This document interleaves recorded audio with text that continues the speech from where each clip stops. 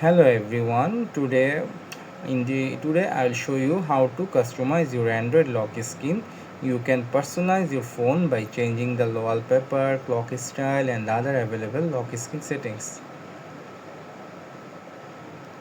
First of all, go to your settings button and then click on the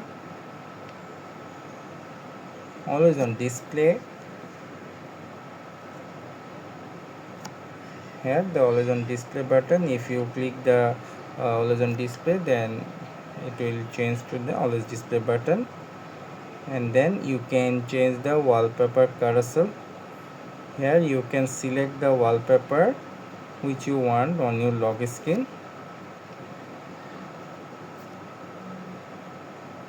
You can change the lock screen clock format also, and you have many other options which you want to select.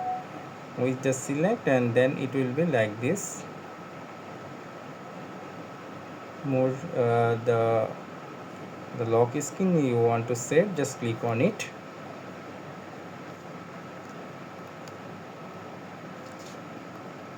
That's how you can customize your Android lock screen in your phone also.